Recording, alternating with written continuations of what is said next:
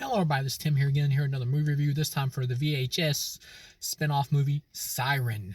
Now, I believe this is based off of a short from the first VHS movie, maybe the first one, called Amateur Night. As far as the VHS movies go, I've reviewed all the other ones except for like the newest one, VHS 85. I believe is what it's called, the newest one, which I haven't seen yet. And I'm a completist. I like to review and watch every movie in a series, and at a point I knew I was gonna get to this spin-off, but I did put it off because frankly, I'm not a big fan of these VHS movies, to be honest. VHS 1 I thought sucked. VHS 2 I actually liked. I thought it was good. VHS 3 I thought sucked. I believe that one was VHS Viral. The VHS 4 I remember thinking was alright and liking it as like a time waster. Liking it alright. And the newest one I haven't seen. So for this spin-off movie, if you've seen like the first one, I believe it was the first one, it had this story called Amateur Night or whatever, or something like that. And this woman winds up being like a succubus or a siren or whatever, who's like the mermaid type creature who can sing the songs and put men in a trance and all that. It's pretty much the same thing here, and this does feel like a short that's been like really stretched out. You got this main character in this named Jonah or whatever, who's like this guy who's going to a bachelor party, and his brother's like really stupid. Like they try to paint the brother as like the party animal dude or whatever, but really he's in like retarded category because he's not a party animal dude. He's just stupid. Because they go to like the seedy strip club where all the action is like pure shit, and then he runs into this other dude with a beard or whatever who's like, he keeps saying, I gotta get to the most hardcore, insane place possible. I gotta take my brother to for his bachelor party. And the guy's like, oh, I got a place. It's like, you don't really need that. Like, most guys would just be happy of looking at tits, with hot women. There's plenty of gentlemen's clubs and stuff like that you can go to.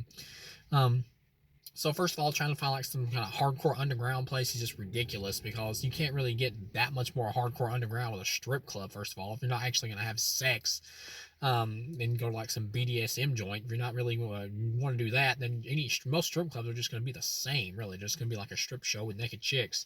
It's just like the better the strip club, though, you get the hotter chicks. But yeah. First of all, he just meets this dude in like 2 seconds who drives him out to the middle of nowhere in the middle of the woods, and they follow him, and it's like now they think there's something shady about it, but they keep going because the brother's like, yeah, let's do it, let's do it, let's do it. It's like, you're an idiot. No, you're not. See, that's the difference here. He's not a party guy. He is a. But yeah. Um, so they're heading out there to the place to get there, and they got this dude in here who's pretty much the actual main villain, who's like the dude who captured the siren mermaid creature or whatever, who's actually also shown as kind of like a succubus in the movie too. The movie kind of goes back and forth whether she's like a succubus or a siren or whatever, but anyway. And he's like using her like to for shows for dudes or whatever, and he sends the Jonah guy back there and all that, and she puts him like in a trance, and he thinks she's a sex slave. Him and his buddies break her out. Now, I will say this: the dude who plays like the dude who owns the club or whatever, who captures the siren creature at the beginning of the movie, he is pretty funny. There's a line at the like towards the middle of the movie where he captures one of the guys, and he's like torturing him for information because he wants to know what's going on, why they stole the creature and all that.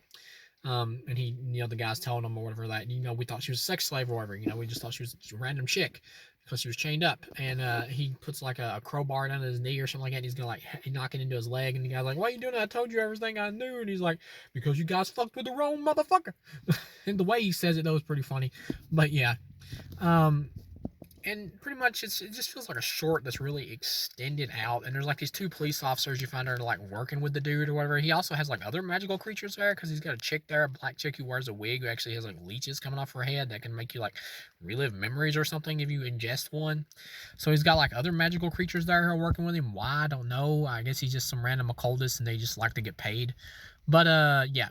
And so pretty much it just feels like a short that's stretched out because the creature's like chasing after him or whatever. And these two cops who are like working with the occultist dude, how he has two cops on his payroll, it never really explains.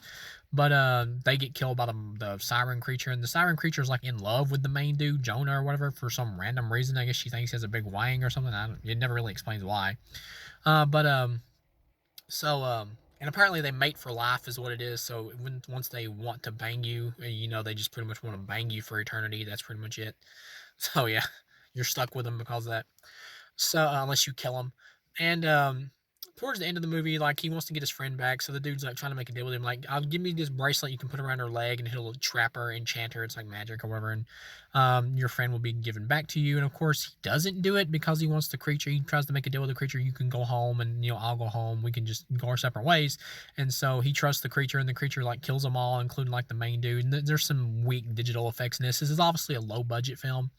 But yeah, and you get to the end, the cultist guys are dead. His brother gets killed from saving him from like the main occultist guy, like trying to hold him off before the siren creature shows up there and kills the main like occultist leader dude or whatever. And the brother gets like his throat slit or whatever by the main occultist villain dude.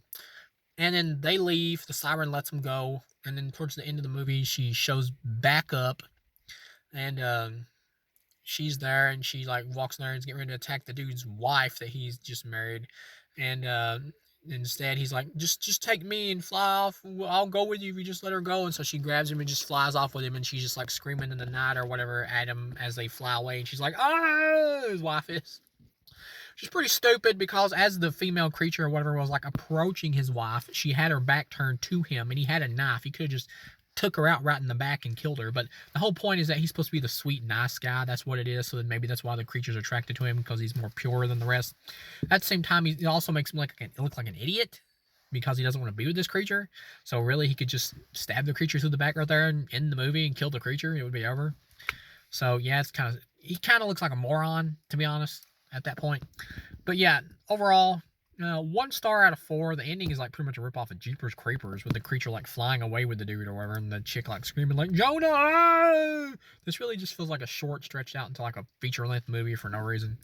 And if you go on IMDb, it has like a 5.3, but most of the reviews, or a lot of the reviews, are like 7 out of 10 or whatever, even though it has like a really low score. And then you get like 1 or 2 reviews on IMDb where people are like, these reviews have to be paid for because they're way too high. And really, I'm not one for conspiracies or anything, but yeah, those 7 reviews or whatever, most of them, they seem like body counts are paid for.